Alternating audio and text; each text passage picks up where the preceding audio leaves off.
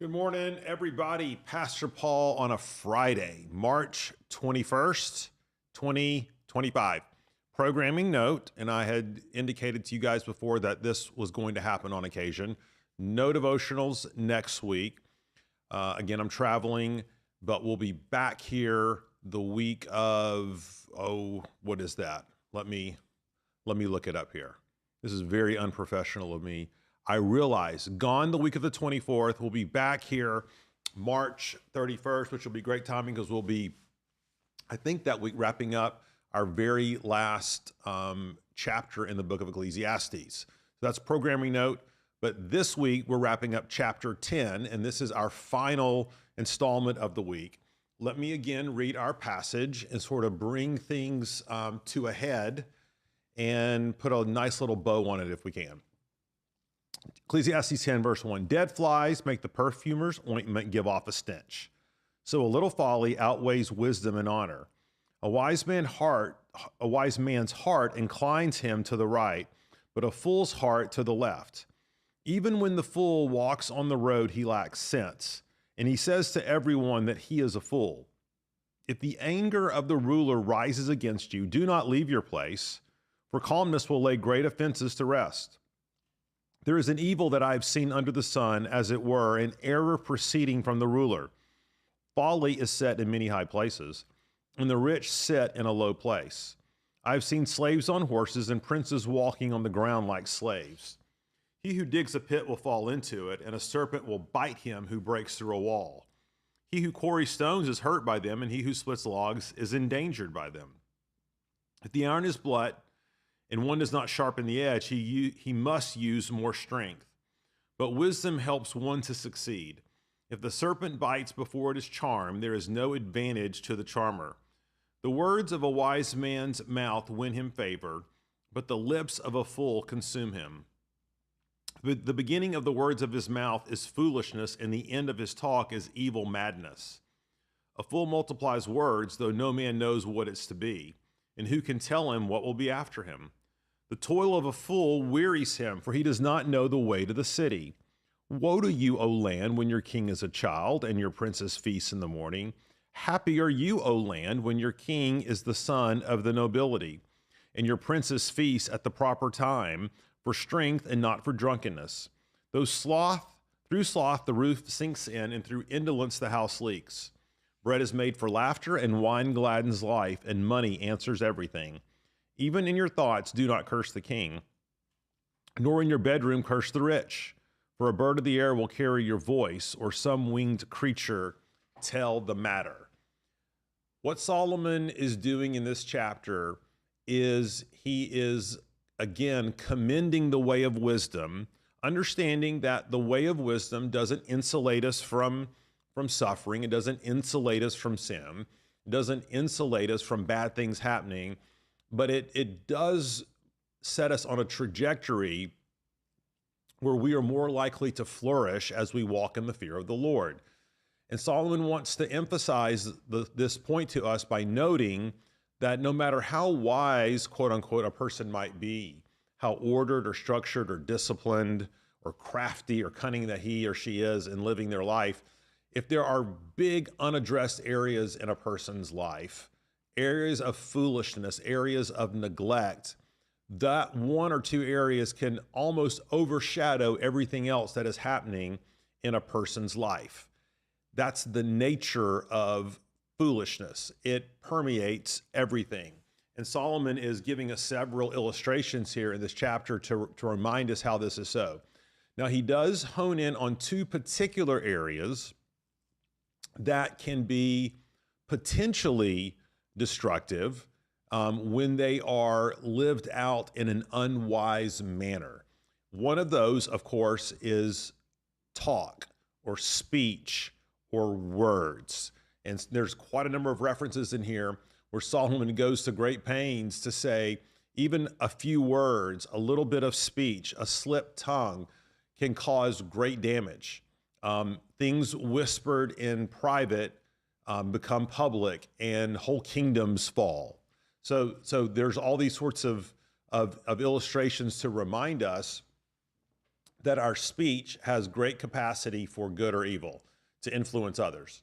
The second area he pinpoints is the area of leadership or influence. That again, there can be many things right in an organization or family, but yet if there is poor leadership or toxic leadership or passive leadership or oppressive leadership, that can destroy the rest of the organization.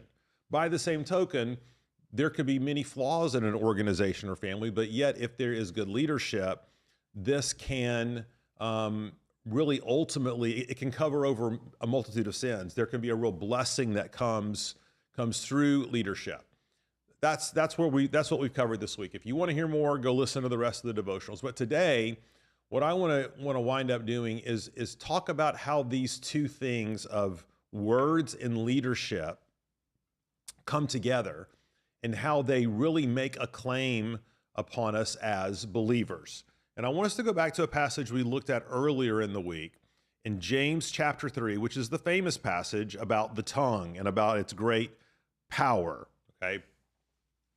And I want to go back and read the first 5 verses again, and I want to point out something that I didn't really make super explicit last time that I think will help us apply what we've learned in Ecclesiastes 10 this week. James 3 verse 1, not many of you should become teachers, my brothers, for you know that we who teach will be judged with greater strictness. For we all stumble in many ways, and if anyone does not stumble in what he says, he is a perfect man, able also to bridle his whole body. If we put bits into the mouths of horses so that they obey us, we guide their whole bodies as well. Look at the ships also. Though they are so large and are driven by strong winds, they are guided by a very small rudder wherever the will of the pilot directs. So also the tongue is a small member, yet it boasts of great things. How great a forest is set ablaze by such a small fire. Now, this passage is familiar to many of us.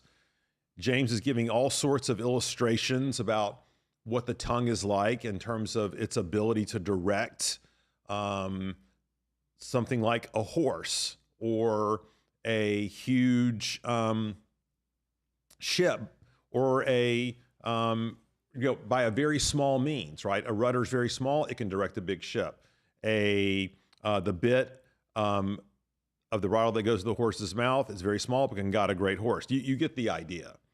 The tongue is like that. Now, what I've never really seen until this week is the connection between that and then what James says about how not many of you should become teachers, my brothers. Now, why would James say that? Well, he says that teachers will be judged with greater strictness. And then he sort of goes into this whole discourse about the tongue. And as I thought about that, that seems to make a lot of sense, because one of the primary ways that we exert leadership or influence in our relationships, and whether those relationships are at work, they're in the home, their marriage, their parent-child, their teacher-student, boss-employee, whatever the relationship is, leadership is most often, at least in part, one of words, one of directing other people, one of saying, let us do this, or you should do that, or don't do this, or don't do that, or we should go here and not here. Leadership is full of words. When a preacher or teacher gets up and leads a group, they are leading by their teaching. They're saying this is what God says, and they're leading by their teaching by their words. And so James says when someone does this, that comes with a great responsibility. And this might be one of the reasons Solomon brings these two spheres together. Now, what I want to leave you with this weekend is to ask you to consider, how are your words serving or not serving well your leadership? Now, don't think about leadership in terms of a king, right? Think about any relationship. All of us have areas of where we are either the leader or the subordinate, and we all exercise authority in certain relationships. All of us are under authority in some relationships. And I want you to think about, how is your speech in the context of those relationships stewarding or not stewarding well your influence in those categories? And you might want to be thinking, hey, are my words ones that build up? Are my words ones that encourage? Are my words ones that direct? Even when I have to correct or discipline, are my words ones that are full of love?